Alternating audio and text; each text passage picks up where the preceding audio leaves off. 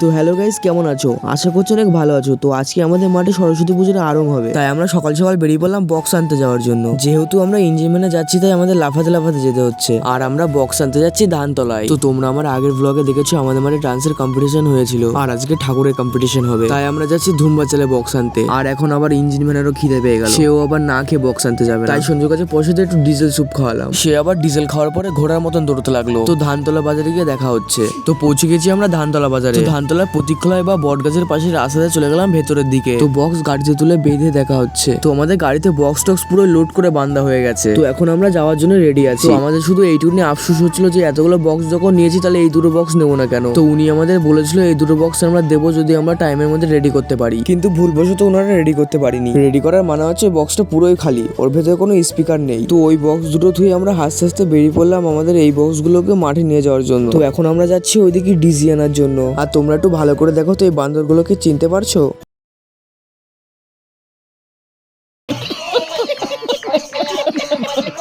তো ওইসব বাদে যাচ্ছি ডিজি আনতে। তো আমাদের ডিজি আনা হয়ে গেছে, এখন এগুলোকে নিয়ে যাচ্ছি ক্লাব মাঠের দিকে। আর ডিজিটা কিন্তু ওই যে, আর ডিজির উপর কিন্তু বসে রয়েছে দেবরাজ। তো আর একজন কিন্তু মেরে পোস্ট নিতে বললো, আর সবাই লাইকের পোস্ট দিল। আর তোমাদেরও কিন্তু ভিডিওটাকে লাইক করতে বললো। তো ইঞ্জিন মানে বসে থাকতে থাকতে পৌঁছে গেলাম দত্তফুলিয়ায়। আর এবার সেন্দ্রানি। আর এবার রয়েছি আমরা আমাদের বগুলা গ্রামের রাস্তায়। আর কিছুক্ষণের মধ্যে মাঠে ঢুকে পড়বো। তো পৌঁছে গেছি আমাদের ক্লাব মাঠে। তো আমাদের পজিশনের সামনে গাড়ি দাঁড় করিয়ে বক্স টক্স নামিয়ে বাঁধতে শুরু করে দিলাম। তার মধ্যে কিন্তু আমাদের মাঠে আরেকটা সেট ঢুকে গেছে। তো বক্স টক্স সেট করার পরে দেখা হচ্ছে। তো এই যে আমাদের বক্সের সেট আপ, আর এটা হচ্ছে আমাদের পাশের একটা দাদাদের সেট আপ। এই দুটো সেট আপ কিন্তু একই গ্রামে। তো এখন তোমাদের এই সেট আপের মেশিন গুলো দেখায়। তো এটা হচ্ছে আমাদের সেট আপের মেশিন, আর এটা হচ্ছে দাদাদের সেট আপের মেশিন। আর এবার তোমাদের ডিজি দেখায়, এই একটা ডিজি আর একটা ওই পাশে রয়েছে দাদাদের। আর এই যে আমাদের সেট আপের ডিজি, আমাদের এই একটাই ডিজি। আর এই যে আর একটা সেট আপ আমাদের পাশে, এটা হচ্ছে বগুড়া ডিজি সংঘ সেট আপ। আর এই যে তার মেশিন, আর ওই পাশে রয়েছে তার জিনাটা। তো এখন রাত হয়ে গেছে আর সব ঠাকুরও কিন্তু চলে এসেছে। আর এটা কিন্তু আমাদের ঠাকুর। আর এবার তোমাদের বক্সের সাউন্ড গুলো শোনায়।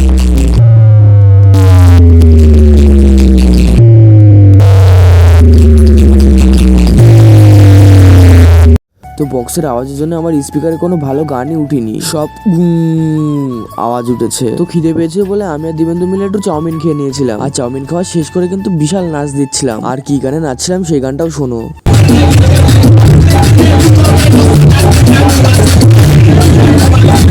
তার মধ্যে একটা জিনিস হয়ে গেছিল। তো দিবেন্দু মোবাইলে গান চলছিল, তারপরে দিবেন্দু মোবাইল খুলে অন্য মোবাইলে গান চালাতে গিয়ে তারপরে দিবেন্দু মোবাইলকে চুরি করে নিয়েছিল। সেই মোবাইলটাকে খোঁজার জন্য আমরা প্রাইস টাইস কিছু দেখতে পারিনি। তারপরে একটা দাদা মোবাইলটাকে ট্র্যাক করে দিয়েছিল। তারপরে আমরা ওই পাড়া থেকে মোবাইলটা নিয়ে এসেছিলাম। মোবাইলটা নিচে পড়েছিল, যে মোবাইলটা নিয়েছিল সেখানে ফেলে দিয়েছিল। তো মোবাইল যেহেতু পাওয়া গেছে তাই আগের মতো এনজয় করা শুরু করে দিলাম। তো এই যে টফি, আর এই যে আমাদের ঠাকুর, আর আমাদের ঠাকুর যা পেয়েছে সেটা নিয়ে আমরা খুশি রয়েছি। তো অনেক রাত রয়েছে, সামনে মাধ্যমিক পরীক্ষা বলে এখন মেলা বন্ধ করে দিয়েছে। তো এখন যাচ্ছি বাড়ি। তো এই পুজোর ব্লগটা আমি এখানেই শেষ করছি।